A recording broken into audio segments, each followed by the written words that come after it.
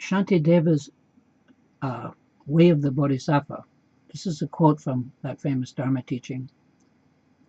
And quote, "May I become at all times, both now and forever, a protector for those without protection, a guide for those who have lost their way, a ship for those with oceans to cross, a bridge for those with rivers to ford, a sanctuary for those in danger, a lamp for those without light, a place of refuge for those who lack shelter, and a servant to all in need." End quote. Wow, that's about all I can say. As the kids say, as if I could do that. I sure would like to be able to. But this is about how does such an ability to help others come about? And it comes about through having something ourselves that we can offer to others. As long as we are in the same boat as others and not rowing, what can we offer? Baby bodhisattvas start out with a concern for others. I think it's pretty common. Now, it may not always appear all that altruistic. Sometimes it's just simply that someone is overly concerned with others at the expense of their own self-image. But this type of being is unmistakable. Baby bodhisattvas is what I call them, may also be overly concerned with what others think of them. And the only difference between an unhealthy preoccupation with others and what they think or so on, and someone who can actually assist others, may be having something that we can give and share. And that can only come about, as I understand it, through realization of some kind. Is it not amazing that we can achieve realization without even changing a single hair on our head? Realization is something that somehow doesn't belong in time.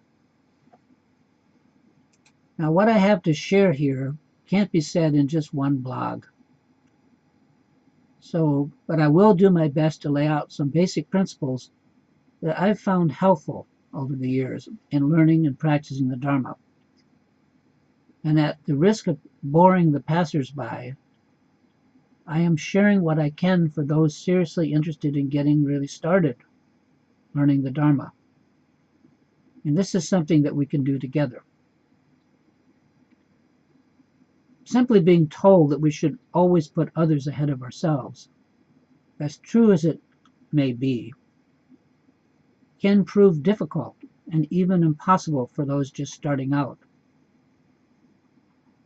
For example, we may already put others ahead of ourselves, but just not in a healthy way. Being able to give involves having something to give. And what would that be? First, we can't do something for others that they can only do for themselves, like enlighten them. So that's out. And if we take a hint from the historical Buddha, who left us not some kind of magic pill or touch of the hand, but he left us what are called his Dharma teachings, the path, and a method to enlighten ourselves. That and nothing more. We can help others if we can help them to help themselves. That's what the Dharma is about. To show others the path accurately.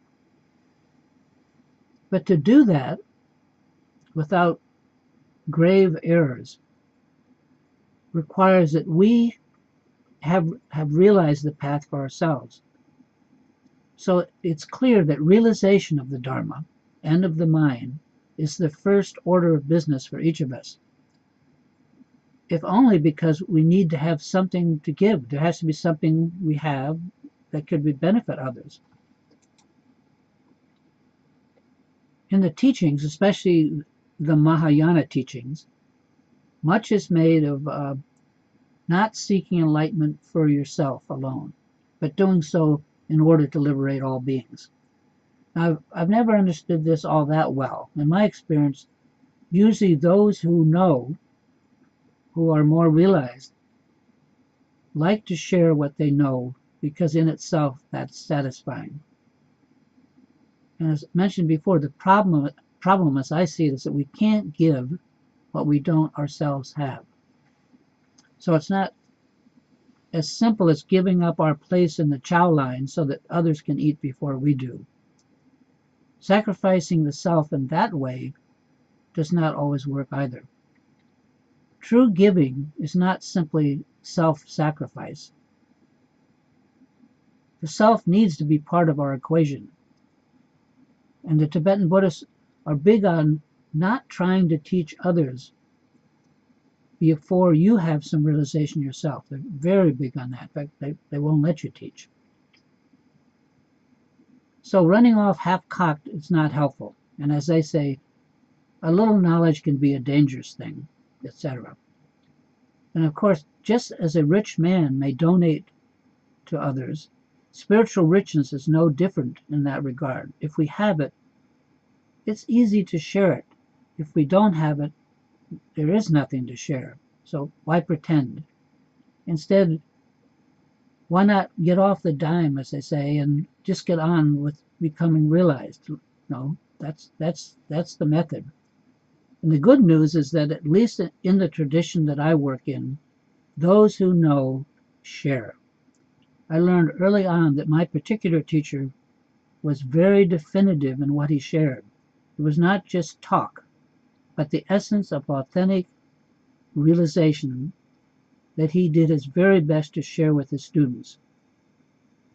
Whether or when we got it is another matter. The student also has to prepare and at least turn their bowl right side up. Those are my thoughts.